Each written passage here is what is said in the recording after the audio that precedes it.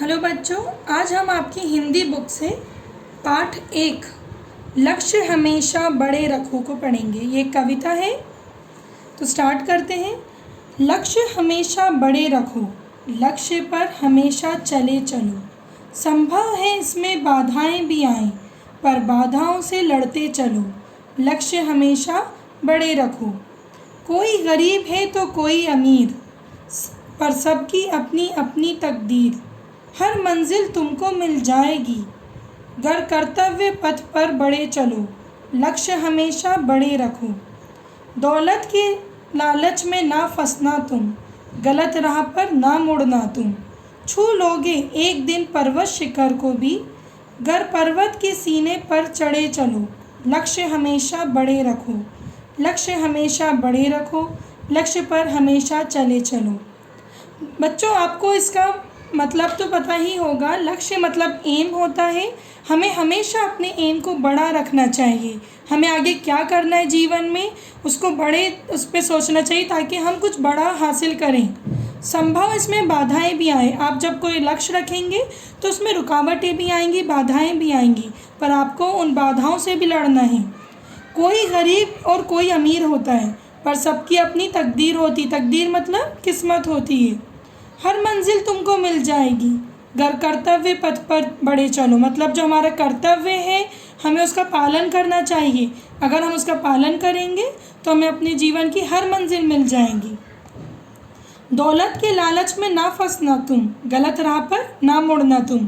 बच्चों, ये लाइन बहुत इंपॉर्टेंट है। इसमें क्या है, दौलत की लालच। जैसे हम लोग दौलत की लालच में शॉर्टकट करते हैं, कुछ लोग जो गलत काम करते हैं जैसे चोरी करना, डाका डालना, हमें ऐसा कोई काम नहीं करना है। हमें गलत राह पे नहीं चलना है। और अगर हम छू लोगे एक दिन पर्वत शिखर को भी, गर कर पर्वत के सीने पर चढ़े चलो। अगर हम एक दिन पर्वत को भी छू सकते हैं अगर हम उसके सीने पर चढ़े चलो। सीने पर चढ़ना है, जैसे आप ये पिक्चर आपकी है उसमें आप देख सकते हैं कितनी मुश्किल से बच्चे ऊपर पर्वत पे जा रहे हैं। तो हमें पर्वत पे जाने के लिए उसके क्या है, सीने पर चढ़ना होगा। आगे बढ़ने के लिए, आगे बढ़ने की राह पे बढ़ने के लिए एक मकसद बनाना होगा जो लक्ष्य होता है। बच्चों, इस कविता को आपको अच्छे से याद करना है। एक 1 वीक में कम से कम कोशिश करिएगा, एक एक पैरा करके, एक दिन करके आप इस पोएम को पूरा याद करें। उसके साथ गुणों का विकास, इस तरफ आप आएंगे। इसमें क्या लिखा है, लक्ष्य प्राप्ति, कर्तव्य परायणता, साहस, समानता का भाव।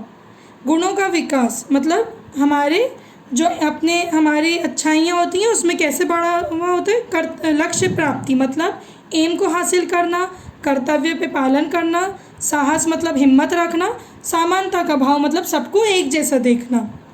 कविता का मूल मतलब जो कविता का आपका क्या आपको मिल रहा है, इससे सीख क्या मिल रही है, हमें बुरी बातों से दूर रहना चाहिए और अच्छी बातों का अपनाना चाहिए।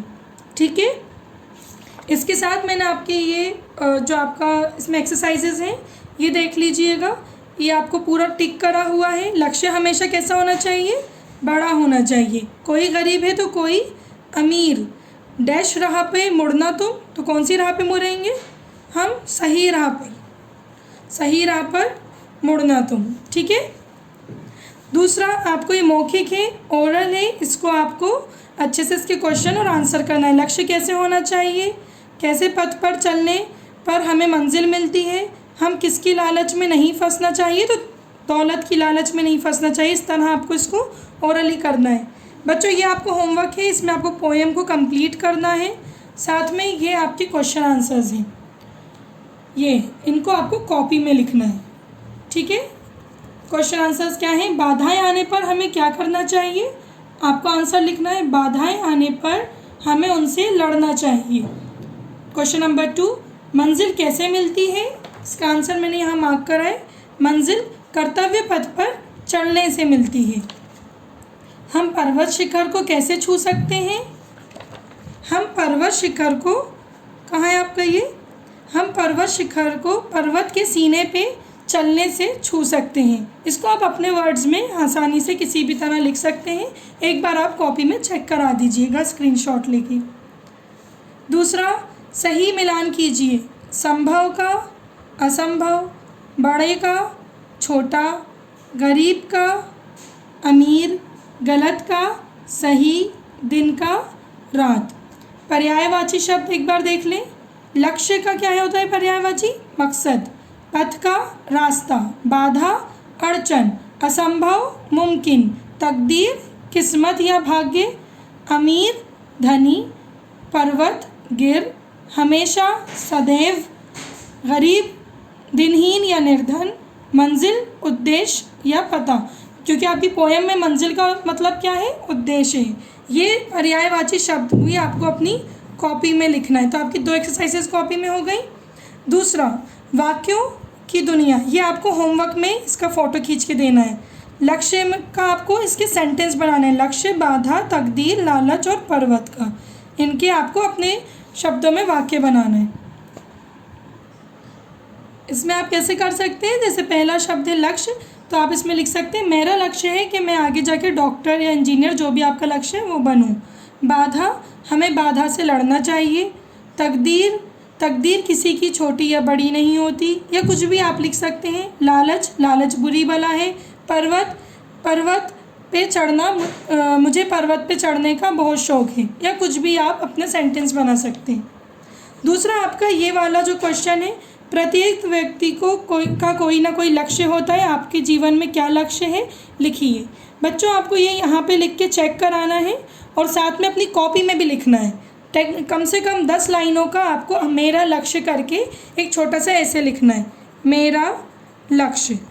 ठीक है बच्चों, तो ये आपका हिंदी का चैप्टर हो गया है।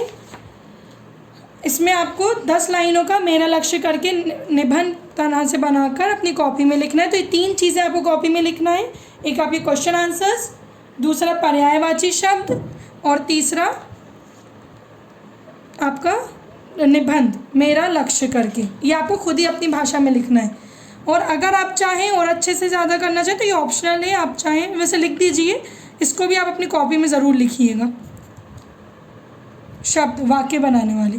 ठीक है, ओके बच्चों, आप अपना होमवर्क करके हमें 2 दिन के अंदर अंदर इसको सेंड कर दीजिएगा पिक्स।